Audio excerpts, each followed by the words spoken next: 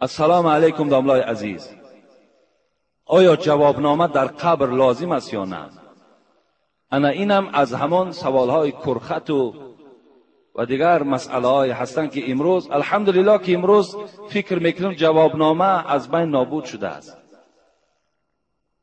شما یک تصور کنین پدرای عزیز، به هیچ کدام شما سخت نرسد. همین مسئله که من به شما میرسانم حقیقت برده گویین، در هر جا گویین قبول می شود، لیکن افسوس که شما دیگر زیل ای را برده میرسانید. امروز باور کنین ما بدنام شدیم، لیکن الحمدلله بدنامی ما برای ما خوب است. در شهر آوازه است که گویا که ما زیارت مزار من کرده باشیم.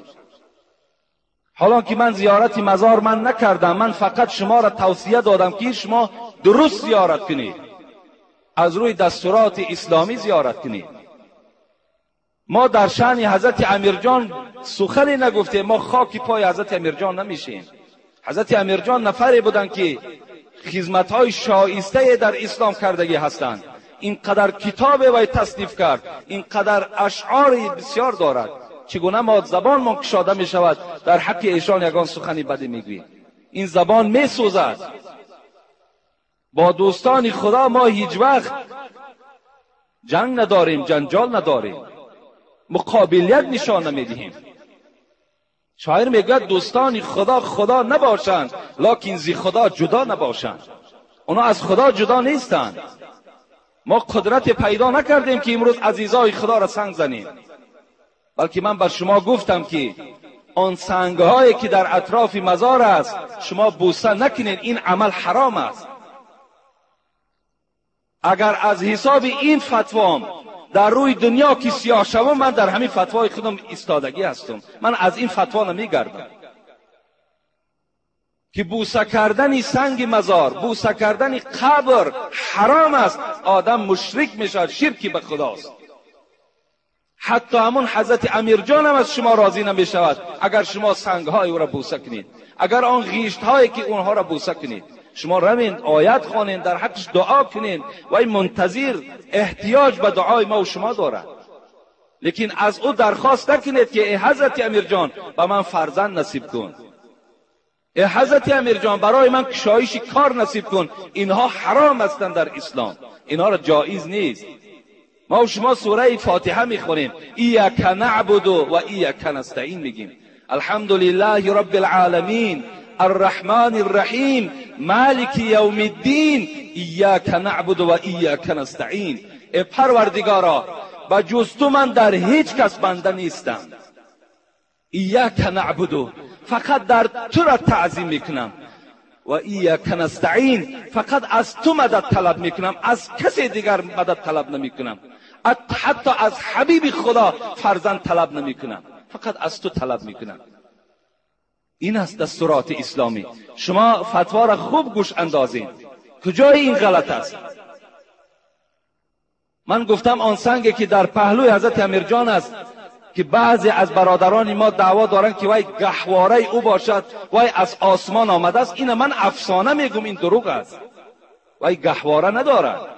اگر گهواره می آمد برای محمد صلی الله علیه و سلم می آمد که وای بهترین موجودات و بهترین مخلوقات است. اینا اساس ندارند. دادرای عزیز، در این شما فریفته نشید. من در بین شما هستم نیستم، این عقیده اسلام است. با خدا قسم من در نزد خدا به این سخنهای گفتگیم جواب میگم. من برای شما گفتم مزار آب و آذوقه نبرین. برای چی خاطر گفتم؟ به خاطری که همسایه های شما گرسنه هستند، به خاطری که برادرهای شما گرسنه هستند. اونها را دیهن و اونها را وظیفه‌دار کنین که در حق حضرت امیرجان دعا کنند. حضرت امیرجان اگر قلمه میخورد، حضرت امیرجان اگر گوسفند میخورد، امروز نامی او به نیکی نمیمان. وای دنیا دوستدار نبود، وای دنیا را ترک کردگی بود. آیا کجای همین نادرست است؟ مرحمت خیز است بین قوم. همون انسان هایی که سخن نادرست میبرند، خیز گفت سخن تو نادرست است، تو خودت نادرست هستی.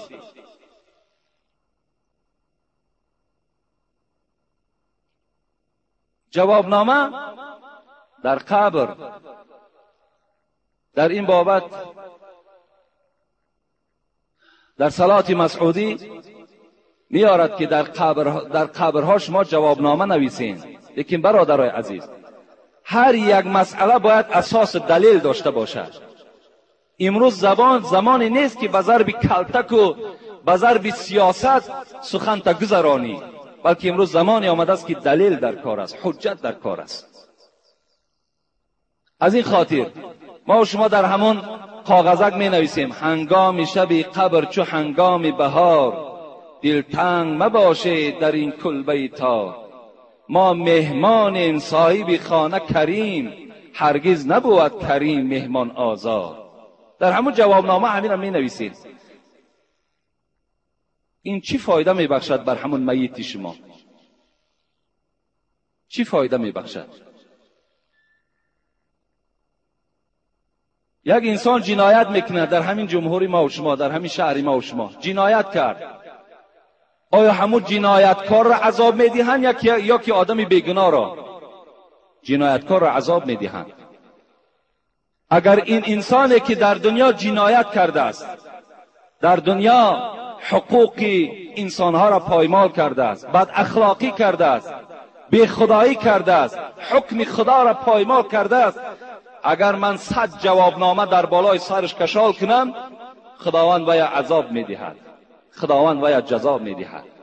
زیرا در سوره زلزله ما و شما میخوانیم و ما یعمل مثقال ذره خیرا یره و ما یعمل مثقال ذره شرا یره. خدا وعده داده است، خداوند به ما و شما گفته ایستاده است کسی که در دنیا به منزله یک دانه، چی دانه گندم گویم، به منزله اگر یک دانه گندم در دنیا نیکی کرده باشد، خدا وی پاداش نیکی میدهد. اگر در دنیا یک ذره بدی کرده باشد، وی منتظر بدی باشد که او را خداوند پاداش بدی میدهد. این خداوند گفته ایستاده است.